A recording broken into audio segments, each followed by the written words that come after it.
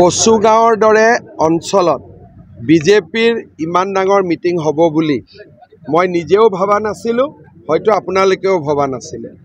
বিজেপিৰ প্ৰতি বিটিআৰত ৰাইজৰ অভূতপূৰ্ব সমৰ্থন। মই বিটিআৰবাসীক ধন্যবাদ জনাইছোঁ। বিজেপি দল বিটিআৰত ক্ষমতালৈ আহিলে আমাৰ সকলো সমস্যাৰ আমি সমাধানৰ বাবে চেষ্টা কৰিম। চৰকাৰত আমাৰ এটা গুৰুত্বপূৰ্ণ ভূমিকা থাকিলে আমি বহু কাম কৰিব পাৰিম। ইউপিপিএল এতিয়াও আশাবাদী যে আপোনালোকৰ মাজত চিট শ্বেয়াৰিং হ'ব পাৰে। চাওক, এটাই কথা কৈছোঁ যে ইউপিপিএলে হওক বিপিএফে হওক, আমি কাৰো আমি বিৰুদ্ধে নহয়, সকলোৰে আমি সমৰ্থনত আছোঁ। আৰু ইউপিপিএল বা বিপিএফে যদি আমাক অনুৰোধ কৰে যে অমুক দুটা চিটত আপোনালোকে টিকট নিদিব, আমি নিদিয়াকৈ থাকিম, আমাৰ কোনো কথা নাই। কিন্তু আমি জিকিবলগীয়া সমষ্টিকেইটাত আমি অকলে ইলেকশ্যন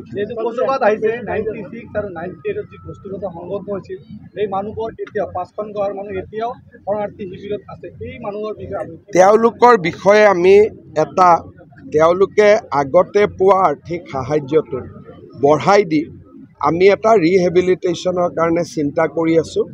কেবিনেট কমিটি এখন গঠন কৰি দিয়া হৈছিল, তেওঁলোকৰ ৰিপৰ্টো আহিছে। বিধানসভা ইলেকশ্যনৰ আগতে তেওঁলোকে ভাল খবৰ এটা পাব। সকলো কাম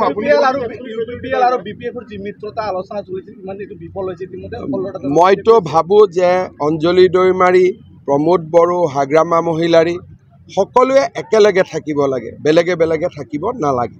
সকলো কাম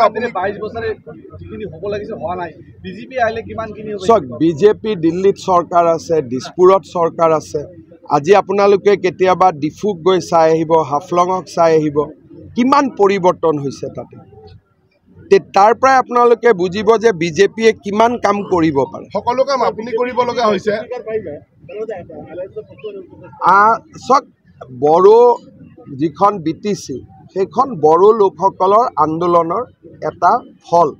গতিকে বিজেপিয়ে চৰকাৰ গঠন কৰাৰ সময়তো বড়ো আমাৰ ভাইসকলৰ যাতে মনত কোনো দুখ নোহোৱাকৈ কাম হয়, তেওঁলোকৰ যিটো আৱেগ আৰু অনুভূতি, তাক আমি সন্মান কৰিহে সিদ্ধান্তবিলাক আমি ল'ম।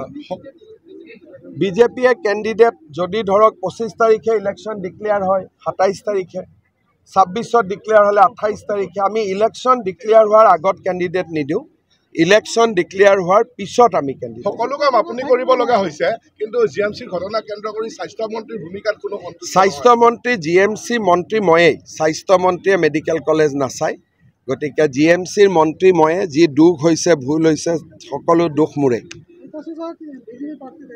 কচুগাঁৱত বিজেপি ইমান মানুহ থকাৰ পিছতো প্ৰাৰ্থী নাথাকিলে কেনেকৈ হ'ব? মানুহে মাৰিব দেখোন আমাক।